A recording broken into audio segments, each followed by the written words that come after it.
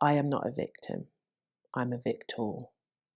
And there is life after domestic violence, domestic abuse. So, in this episode, unfortunately, and I say this with a half smile and deep sadness, and it's interesting because people often ask me, how comes I seem so rounded and can talk I can talk about domestic violence without quivering. And it's because the one thing I want anyone out there dealing with domestic violence to go away with is, I am not a victim. I'm a victor. And there is life after domestic violence, domestic abuse. I would say I am a confident Black woman. But my learnings have been that domestic abuse it's not about colour, it's not about class, it's not about, education, anything. It's not about any of those things. It is a mechanism of control. And I met a man who I thought was similar to me. I thought he was very progressive. I have a thing where I love intelligence in a man. But he was an abuser. And because at that time in my life, I was traveling a lot and was going through a bit of a vulnerable time, if I'm being honest. But like bullies, people who are abusers, they can smell vulnerability. It's like they seek it out. And I used to say, and I always used to give even an apology to people who've been through domestic abuse. I would say that I wasn't your typical woman in regards to, I wasn't beaten every day. And so I didn't even at that time feel that I was a survivor of domestic violence. Bear with me. So when I tell you the journey, you'll understand. But because in my head, domestic violence, domestic abuse is something where a woman is going through abuse on a daily, weekly basis. That was my thought about it. I didn't even know at that time that there was different types of abuse: psychological, physical, financial. We can go on. And I was with my partner for a couple of years, but like I said, because I was traveling a lot, I actually really didn't get to know him as well as I should have. And it was only when I said I wanted to leave the relationship, because I just didn't feel the relationship was serving me or him, to be honest with you, that he tried to take my life. And I remember when I said to him, I just don't think this is working out, as I am really kind of laid back. And him telling me the only way you're leaving me is dead. Thinking, he was joking. But he wasn't. And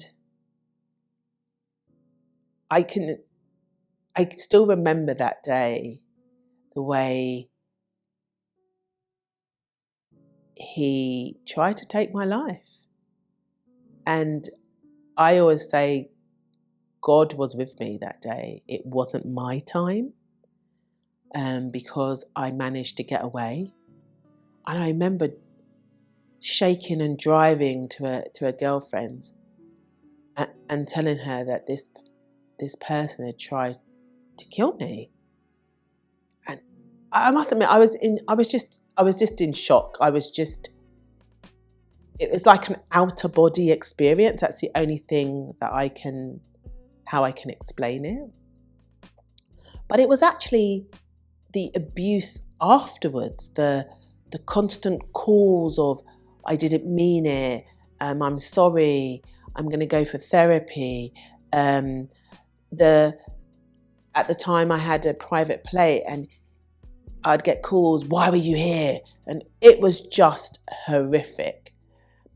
And I still say that, am I that same confident person?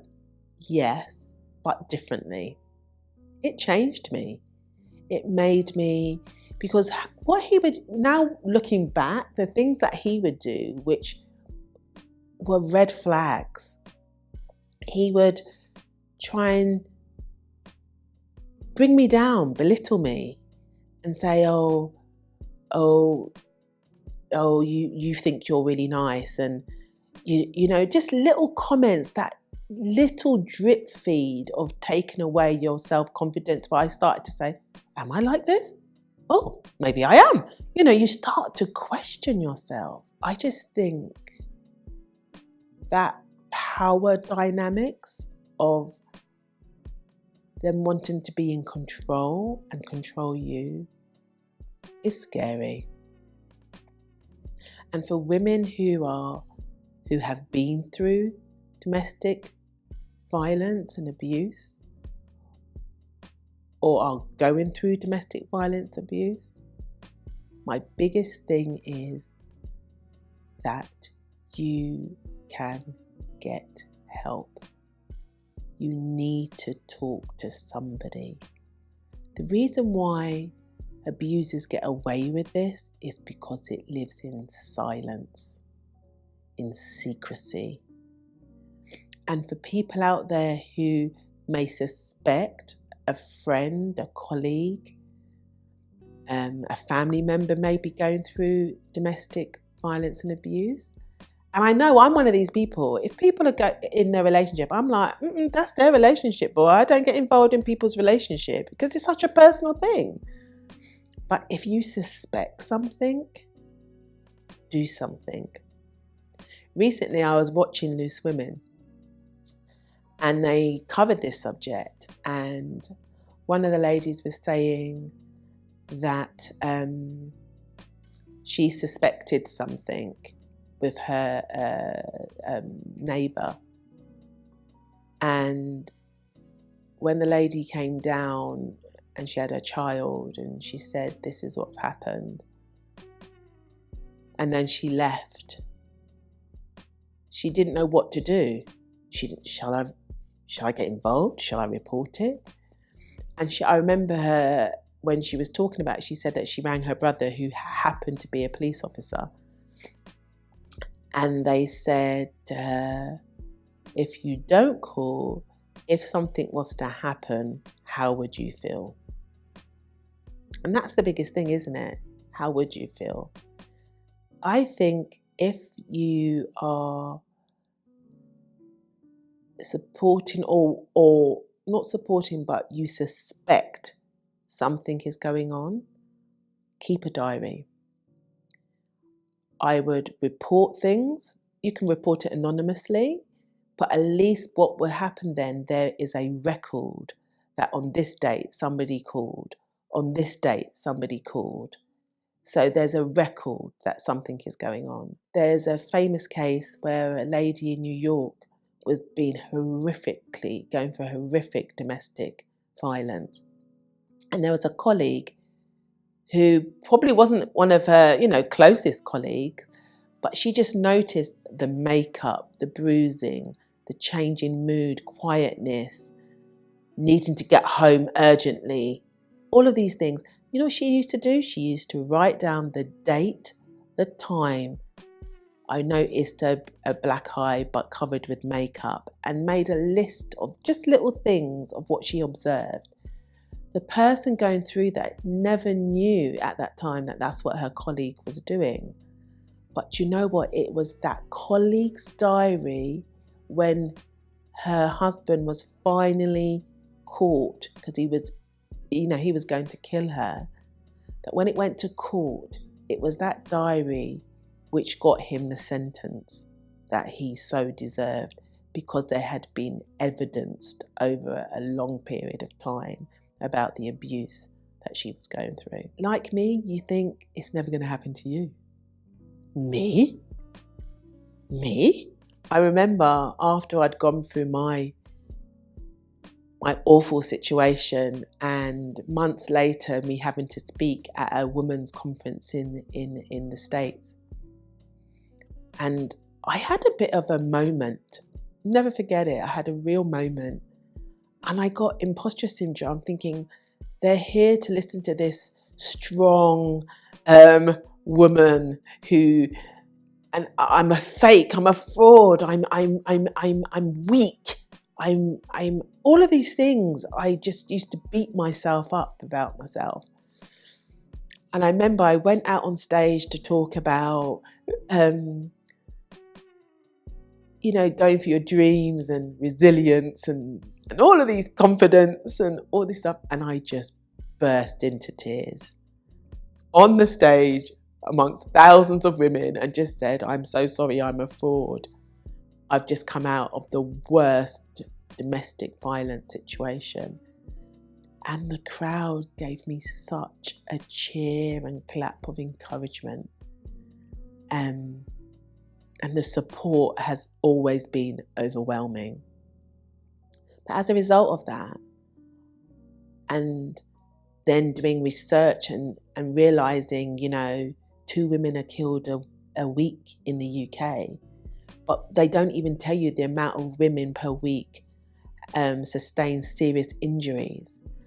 We don't talk about the children who have to witness domestic violence and abuse. We don't talk about these things because it's not a nice or comfortable thing to talk about. And yes, I know that domestic violence and abuse happens to men and women, but the majority of people this happens to is women. And as a woman, I really wanted to be there to support women and our young people. Younger women or men, young people are getting into relationships younger and younger. And it's a really interesting issue, because I found out when I've been doing all this research that the stats are very skewed, because anybody under 16, they're not even registered of domestic violence or abuse in a relationship, because they're deemed too young to technically be in a relationship. But we know that from the age of 12 and 13, young people are getting into relationships and experience domestic abuse. So I wanted to do something more of a preventative around education, and to let people know that this happens a lot. And just to give people tools, a toolkit to navigate that situation, to be aware of the red flags, and to speak to somebody if they feel that they're in an abusive relationship, to speak to somebody, because abusers are very good at isolating us, so that, that's what your friend thinks because she's this, or that's what he thinks because of this, and making you feel like, oh, this is a normal situation. It's not normal. Nothing about domestic abuse, domestic violence is normal. So I set up SWIM, which stands for Strength Within Me Foundation. And I use SWIM as an acronym because when I was going through what I went through, I felt like I was drowning. That's the best word I could always think about. I felt like I was drowning. And then when I came through it, I felt like I was treading water, literally felt like I was treading water. So that's why we use a lot of acronyms and resemblances to swimming. Because when you're going through this, you feel like you're drowning, and you really want someone to throw you a life jacket, a lifeline. All I can say is, I always hoped that the situation regarding young people would get better. Unfortunately, with people, misogynists and the Andrew Tates of this world, it is getting worse. The stats are getting higher. You know, when I did some research to find out why a lot of young women would just drop out of university, just suddenly, and then we started to get stats of domestic violence and domestic abuse, misogyny, that they just drop out. They just drop out because their abuser is at the same university or same college as themselves, and not said a word. And it does take a brave person to say enough is enough. But I also want you guys, who, if you are going through domestic violence or abuse, that the most dangerous time for you, unfortunately, is when you are looking to leave. So it's about trying to put a plan in place. It's about speaking to someone to be that person that you can make a call to. It's about thinking how you put things in your phone. You know, there's apps which can hide your history of research. There's so much help and apps out there which can help you. But just the most important thing is tell someone. Get out.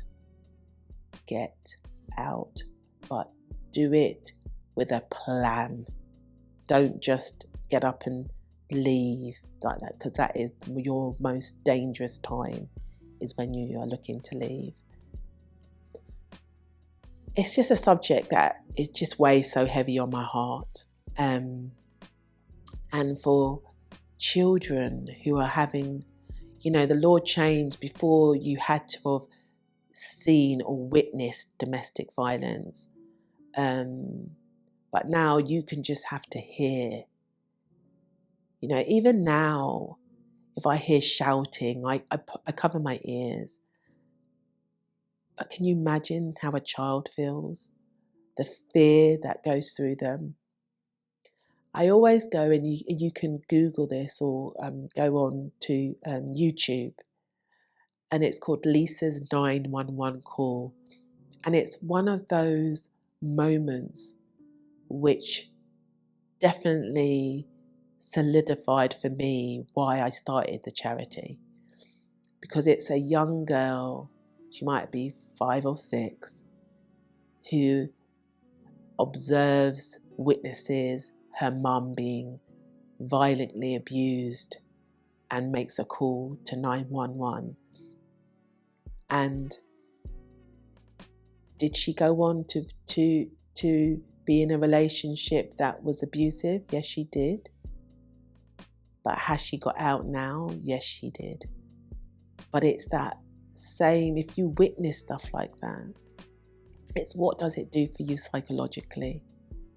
So I would urge anyone out there that take this seriously.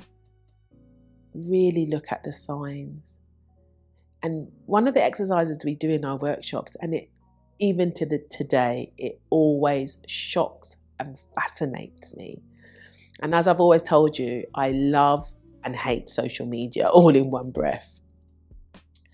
But Like if someone's constantly asking you who's texting you, who's on your phone, if they're saying to you, what are you wearing, and asking you all these questions. And we do a really simple exercise with young people in year 7. And we just have 2 separate boards. And what they do is we have statements which says healthy relationships, unhealthy relationships. And they just put the statements under what title.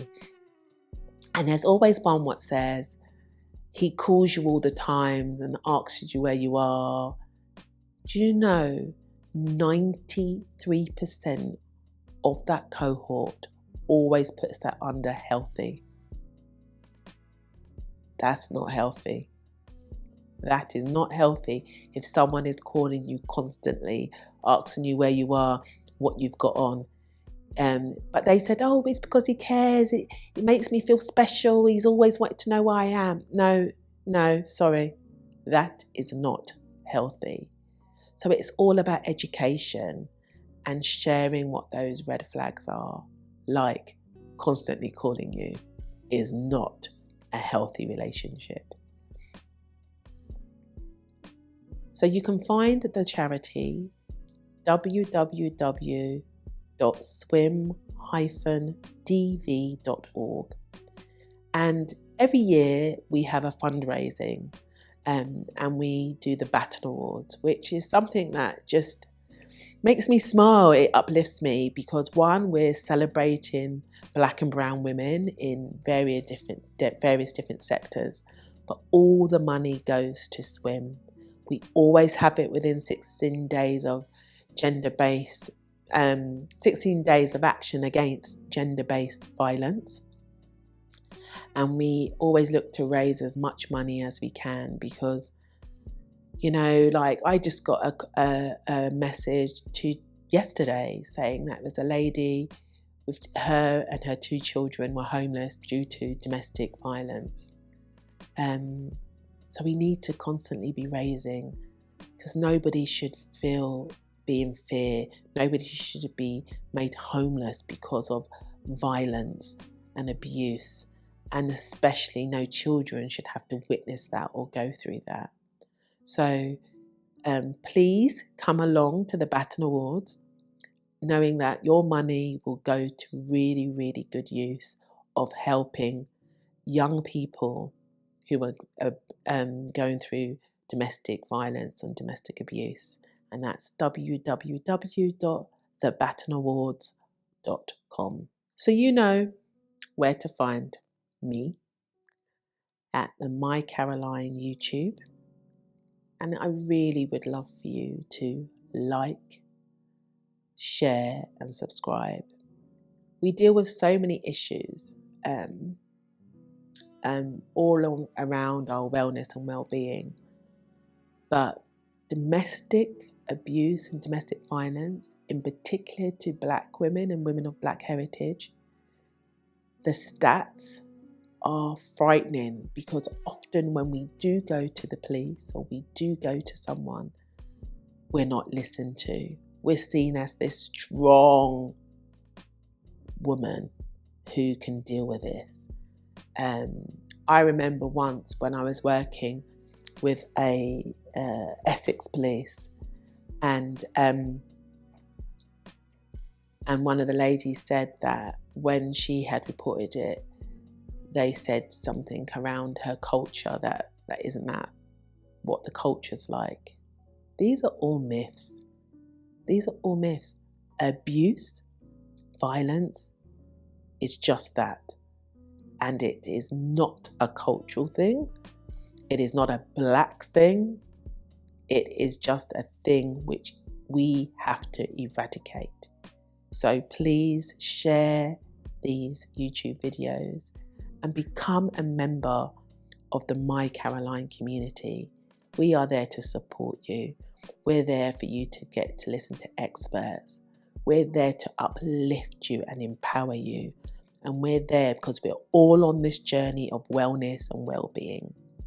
So the MyCaroline, www.mycaroline.co.uk. So become a member, join the community, and we surely will have fun together.